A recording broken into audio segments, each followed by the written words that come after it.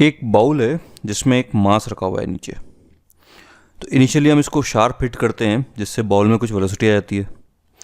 तो as a result जो maximum height है इस ब्लॉक की वो जाती है h और टोटल मास दोनों का दिया हुआ है m।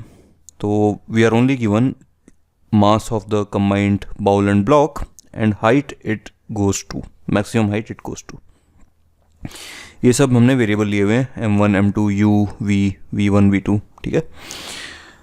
So if this happens, if the block rises to a height h, हमें बतानी है what is the maximum kinetic energy of bowl और minimum kinetic energy of the bowl क्या है, ठीक है, and certain more things about kinetic energies. तो 3 case लेंगे। एक तो खैर इनिशियल केस हो गया हमारा, ठीक है। दूसरा हो गया when the block reaches the maximum height.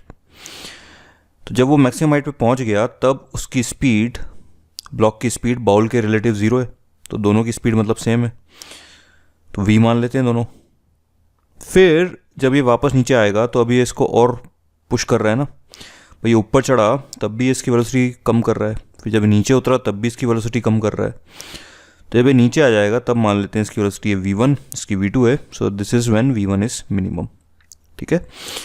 So here we are assuming कि बॉल आगे जा रहा है।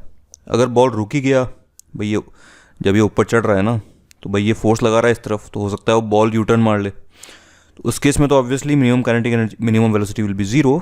लेकिन अगर ये आगे जा रहा है तो उस केस में ऑब्वियसली जो भी इसकी वेलोसिटी होगी उस वक्त v1, that is the minimum velocity, जब ये ब्लॉक भी आगे की तरफ जा रहा है, ठीक है। तीनों डायग्राम एकदम क्लियर हो जाने चाहिए। And like I said, everything is variable here, m1 u v v1 v2 सब वेरिएबल है। पूछा है पहले केस में what is the maximum kinetic energy of the bowl, तो ऑब्वियसली वो तो शुरू में है, that is half m1 u square, but हमें ना m1 पता है ना u पता है। तो इन दोनों सिचुएशंस में मोमेंटम और एनर्जी कंजर्व कर लेते हैं। सो conserving momentum m1 u is equal to capital M into v, ठीक है।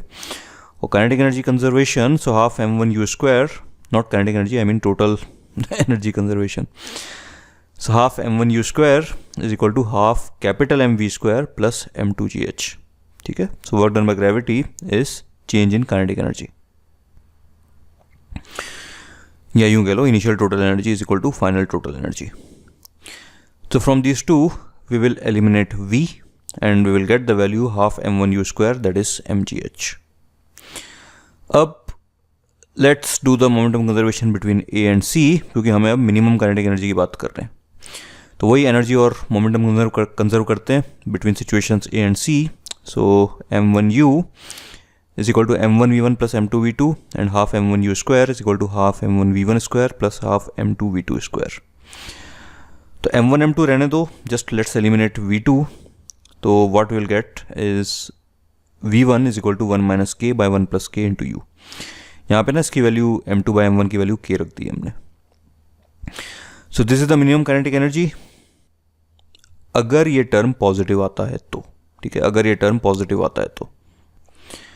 सो ऑब्वियसली अगर मतलब वही ना जैसे मैंने डिस्कस किया था शुरू में ना, तो ये ऊपर जाके जब नीचे आया तब अगर स्टिल इसकी अगर राइट साइड में वेलोसिटी है, that is if v1 is still positive, तो ये मिनिमम है। v1 अगर नेगेटिव हो जाता है तो उसके केस में तो मिनिमम काइनेटिक एनर्जी बाउल की है 0।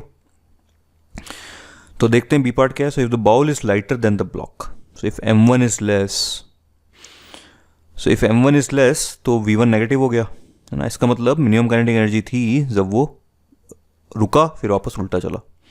नेगेटिव v1 का मतलब यही है, बीच में वो रेस्ट पे आया होगा। So B option is correct. C, to predict minimum kinetic energy of the ball, we must know ratio of the masses. So ये भी correct है। So this is the minimum kinetic energy, तो उसके लिए ये रेशियो पता होना चाहिए हमें m1 by m2, है ना। तो अगर m1 by m2 पॉजिटिव है तो ये हमारा आंसर है। अगर m1 by m2 नेगेटिव है तो हमारा आंसर है minimum kinetic energy is 0. So B, C is correct. D, to predict maximum as well as minimum we must know ratio of masses. तो ये गलत है क्योंकि मैक्सिमम काइनेटिक एनर्जी तो कांस्टेंट आ जाती है, दैट इज mgh। मिनिमम में बस देखना पड़ेगा किसका मास ज़्यादा है किसका कम है, ठीक है।